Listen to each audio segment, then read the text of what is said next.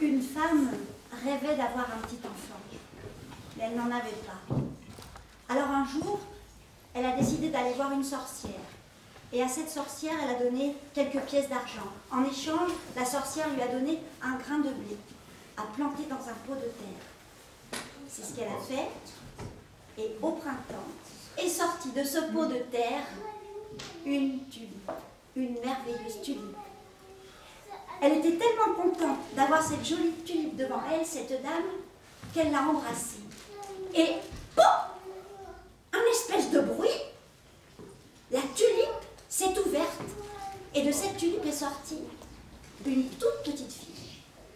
Une petite fille qui était grande comme un pouce. Et qu'aussitôt, la femme a appelé Poussette. Alors, elle l'a installée dans un petit berceau qui n'était autre qu'une coquille de noix. Et puis, elle l'a mise sur la table de la cuisine.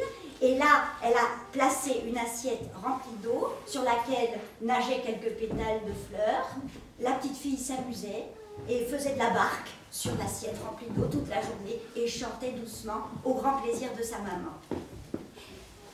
Et puis voilà, la vie s'écoulait dans cette cuisine entre cette femme et cette toute petite fille quand une nuit, alors que dans la cuisine la fenêtre était ouverte, voilà qu'un vieux crapaud est entré.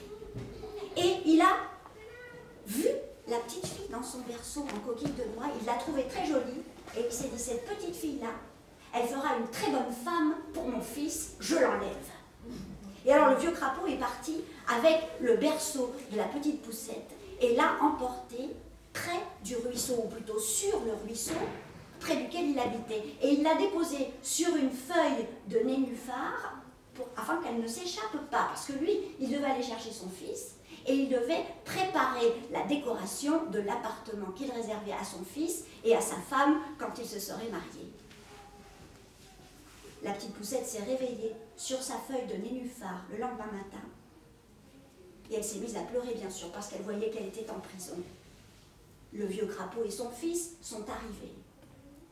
Ils se sont présentés devant la feuille de nénuphar et ils lui ont fait de grandes révérences. Même le fils a essayé de lui parler et il lui a dit...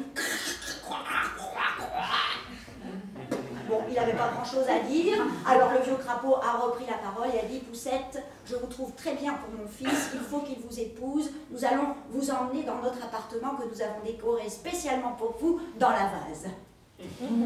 Voilà. Et donc ils se sont mis à tirer la feuille de nénuphar vers la vase, tous les deux ensemble. Mais les petits poissons du ruisseau, eux, avaient tout vu, tout entendu. Et il n'était pas question de laisser cette pauvre petite Poussette avec ses deux affreux crapauds. Alors, ils se sont mis tous ensemble à ronger la tige de la feuille de nénuphar.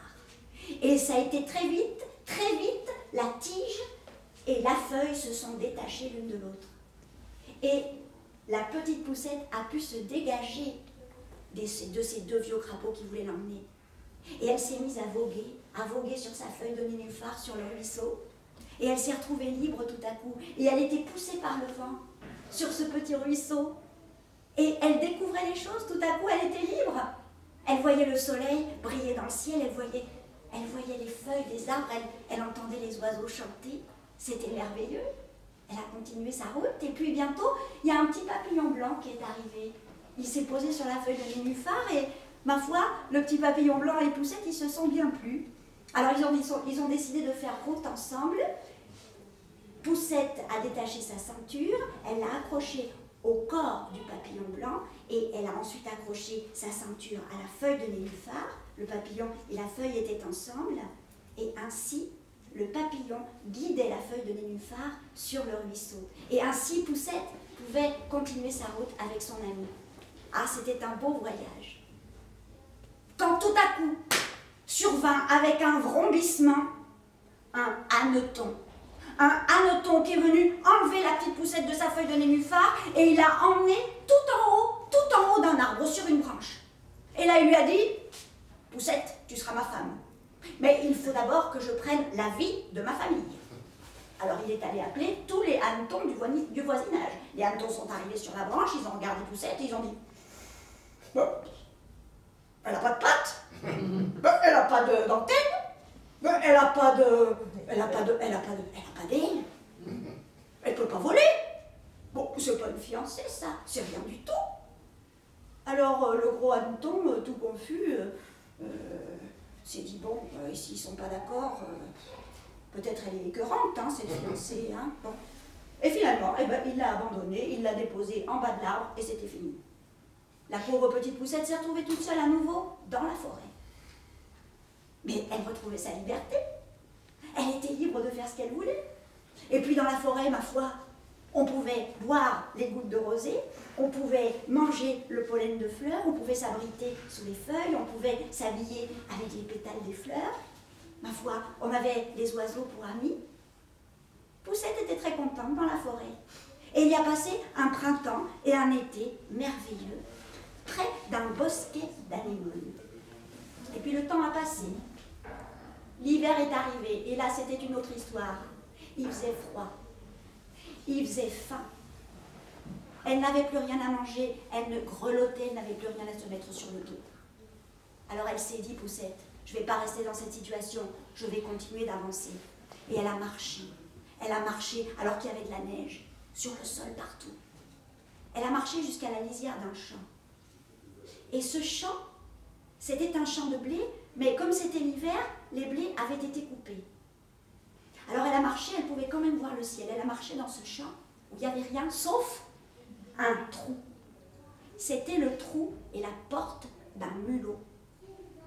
Alors elle a frappé à la porte, elle a demandé l'hospitalité. Et le mulot lui a ouvert la porte et il a accepté. Il a accepté qu'elle rentre, à une condition, c'est que Poussette lui fasse la cuisine, lui fasse le ménage, et surtout le soir, lui raconte de très belles histoires. Alors ils ont fait un marché, hein. Et puis Poussette a été bien heureuse d'être sauvée par le mulot. Les jours se sont passés, et puis le mulot a reçu la visite d'un voisin, la taupe. Alors, le mulot avait beaucoup de respect pour la taupe, parce que la taupe, c'était un voisin très riche. Un voisin qui avait une maison 10 fois plus grande que la sienne, des greniers à grains 10 fois plus grands que les siens. Il fallait être très gentil avec la taupe. Et Poussette devait chanter et raconter des histoires le mieux possible pour lui plaire. La taupe a été ravie de cette entrevue avec ses deux voisins. Et puis, il a décidé de faire promener ses hôtes dans son souterrain. Il avait creusé un souterrain entre la maison du mulot et sa propre maison, qui traversait tout le champ. Alors, ils sont rentrés dans le souterrain. La taupe, le mulot et Poussette, à la lueur d'un morceau de bois pourri qui brûlait dans le noir. C'est comme ça qu'ils font les taupes. Ils ont des morceaux de bois pourris qui brûlent dans le noir. Ils sont rentrés à la lueur de ce flambeau et ils ont avancé un long moment. Et puis ils ont aperçu une masse au milieu. La taupe s'est arrêtée, a dit un instant. Avec son museau, elle a creusé un trou au plafond du souterrain. Un peu de terre est tombée, on a vu passer un tout petit peu de ciel. Et ça a éclairé la masse. C'était une hirondelle. Une hirondelle qui semblait morte. Alors la taupe a commenté, a dit « Voyez, c'est un oiseau. C'est terrible d'être un oiseau dans ce monde. Ils n'ont rien, ils n'ont aucun abri en cas de froid. La seule chose qu'ils ont, les oiseaux, c'est leur cuicui. Pour le reste, je n'aimerais pas avoir des enfants qui seraient des oiseaux. » Là-dessus, ils ont passé leur chemin. Mais Poussette a été prise de compassion pour cette hirondelle. Alors, elle est repartie la nuit, elle est allée voir ce qui se passait, elle est allée voir si cette hirondelle était bien morte. Elle a caressé sa petite tête et puis elle lui a dit « Oh hirondelle, tu sais, quand j'étais dans la forêt cet été, c'était si chouette d'être près de toi. Et puis, vous avez chanté, toi et tes amis, vous avez chanté pour moi, j'étais si heureuse. J'aimerais bien que tu ne sois plus morte. » Et puis elle l'a embrassée. Aussitôt, l'hirondelle a ouvert ses yeux. Aussitôt, son cœur s'est mis à battre. Elle l'avait sauvée. Alors elle s'est dit qu'elle allait la soigner pendant tout le reste de l'hiver et jusqu'au printemps, jusqu'à ce que l'hirondelle soit tout à fait guérie. Et c'est ce qui s'est passé. Et pendant tout ce temps, l'hirondelle et Poussette se sont beaucoup aimés. Ils se sont beaucoup appréciés, bien que le mulot et la taupe ne sachent rien de leur relation. Bien sûr. Et puis un jour, l'hirondelle était tout à fait guérie, il fallait partir. Alors, Poussette et elle ont creusé à nouveau ce trou qu'il y avait au plafond, Et puis, on a vu le ciel s'ouvrir tout à fait et l'hirondelle a pu sortir du souterrain. À ce moment-là, elle a dit à Poussette qui était restée dans le souterrain, « Poussette, veux-tu partir avec moi? Je m'envole vers la forêt. » Et non, je ne peux pas, a répondu Poussette, parce qu'elle ne voulait pas faire de peine au mulot qui lui avait sauvé la vie, elle ne voulait pas le laisser ni l'abandonner. Alors elle est restée. L'hirondelle est partie, elle lui a dit au revoir, et puis Poussette est rentrée tristement chez le mulot. Mais là, chez le mulot, il y avait une surprise qui l'attendait.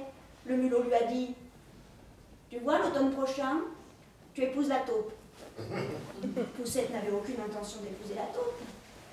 Mais le mulot lui a dit, « J'ai décidé que tu l'épouses.